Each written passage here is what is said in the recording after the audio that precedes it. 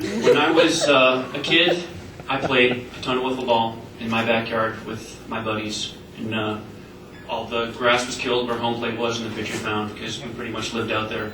And occasionally my dad would join us, horsing around. Sometimes we'd play pickle too.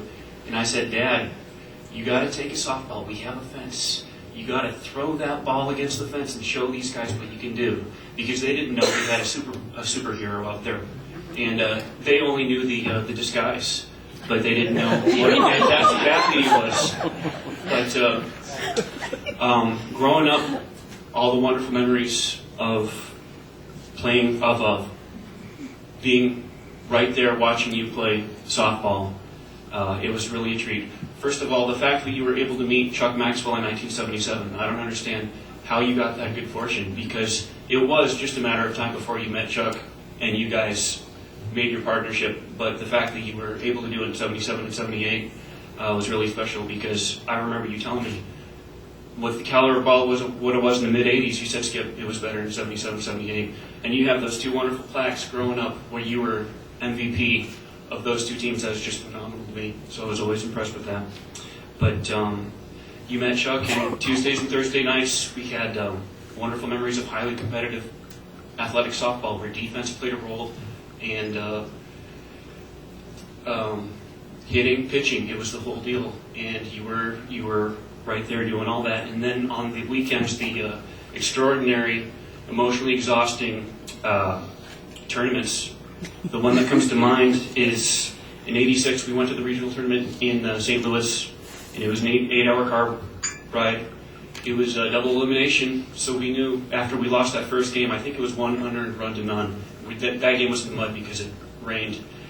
We might be going home on another 8-hour car ride that day, but we won the next game, and we won the next game. I was the bad boy. I got paid 50 cents a game, but I was emotionally invested, and we ended up beating the two other teams that came from Omaha, and we kept on playing into Sunday, and I don't know if we won 6 or 7 games until we got close to those trophies. I remember Pat Vendetti sitting next to the trophies during a break, and I don't know if he said, I want one of those. But I think it was his son Tony said, we're getting close.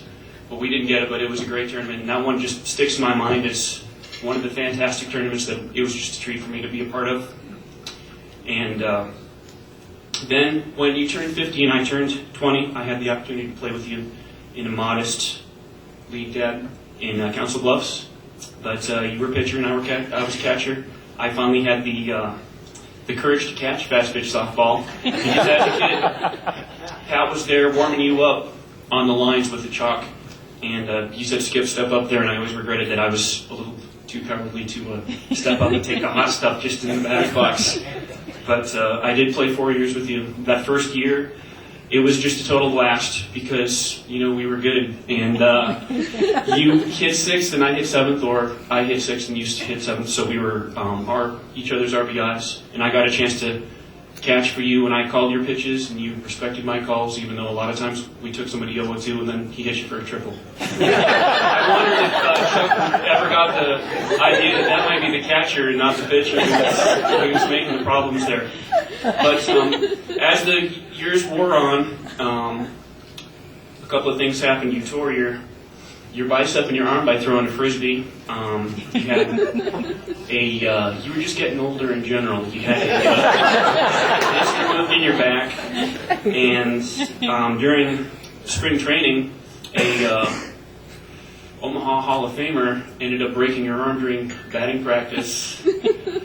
So there were some discouraging things, and you ended up missing a few games. But we still, by 2000, had a bit of a leadership void on our team that I remember you stepped up to fill. You were the most aggressive defensive player on the team. I don't know if you remember this in 2000. It's probably a footnote in your history, but it was a big part of mine. And you pitched great, and Chuck moved you up to the 4th spot for hitting because he knew we needed somebody to score some runs. And you did what you could, and I was always impressed with the way you could step up even after all those things that happened to you by the time you're 53 at this point.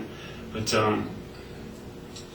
those are the things that come to mind when I think about your wonderful career and my extraordinary privilege to be there with you. So with that, I'd like you to present you to the Hall of Fame.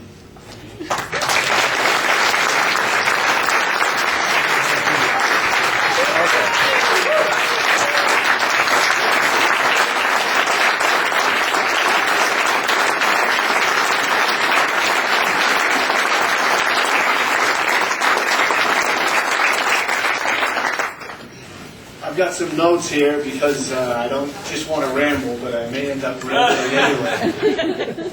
Thank you, Skip. That was definitely touched. I want to take you back a little bit. I know we all have a story, but I want to share a little bit of mine. I was raised in Everett, Massachusetts, right outside of Boston. My father was a commercial fisherman, and he taught us how to play ball. He taught us how to ride bikes. When I was about 10 years old, there was nothing that I thought my father couldn't do. Did I mention he was blind? He would take me down to the park with my sister, and he would send me out into the outfield. And he would say, "Skip." And I'd say, "Dad, I'm over here." And he would point to make sure. And I'd say, "Yeah." And then he would take a few tracks, and he'd hit one out eventually, and I'd throw it back in, and my sister would give it to him, and we'd do it again and again. "Skip." "Dad, I'm over here." And it was just amazing. He took such joy in us kids playing ball, and what we did it was phenomenal. He had a great sense of humor too. When I was playing Pony League, they would tell him when I'd be up at bat. And he could tell by the crowd if an umpires would miss a call. And he would stand up and he'd hold up his cane, white fluorescent with red on it, and say, "Hey, ump, you need this more than I do." He was just an amazing man. There was nothing that he wouldn't try or wouldn't do for us kids. My mother was an Irish lady. My father obviously was Italian. But she was an Irish lady, and she had a sense of humor too. And us kids, there was 5 of us, we could always tell when they argued. Because my dad would always be dressed funny. He would set up his clothes funny. So he caught on to that. He would say, before he'd leave the house or going down to the bar or whatever, he'd say, "Skip, how do I look?" And I wouldn't say anything, and he'd say, "That woman." My father took such joy in my playing ball that I think even today I'm still trying to please him. But I joined the Air Force in 1966. I'll never win the mega bucks because I've never played the lottery. But I'll tell you what, in 1967 I hit the jackpot.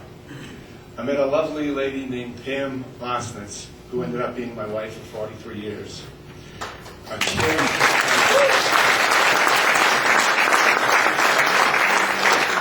Caring, unselfish, loving personality that changed my life.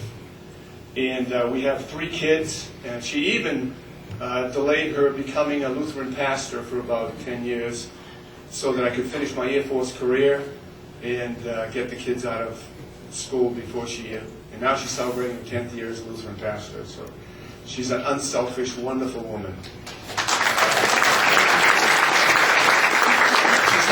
She's had an amazing influence on our kids, 3 talented, very musical, wonderful kids, Lori, Jenny, and Skip. We moved 9 times in 20 years in the Air Force. There was one year the kids had 3 different school systems. And they never complained once, at least about the moving anyway. But in 1977, as Skip said, I came to Omaha and somehow I met Chuck Maxwell. And I played for the West Side Chapel. It was known as the Chapel then. And there was a mystique about the chapel. We always seemed to come out of a game with a win somehow. And Chuck was a great organizer, and he's the kind of guy that makes people feel good about themselves. In the 90s, Chuck started a farm club in Iowa, as Skip alluded to. And Chuck, I want to thank you for that, because one of the highlights of my career was to play with my son. And that was just amazing for those years, Chuck. 2 great men that played for Westside are no longer with us, Larry Maxwell and John Bartek, and they're sorely missed. Over the years, they've had many great athletes, Larry Miller, Frank Slezak, Big George, Beneke, Dave Larson, Tim Maxwell. I'll tell you, those nights when Frank Slezak and Tim would hit a ball in the night sky, it would be like a dissolving aspirin disappearing. At one time, I think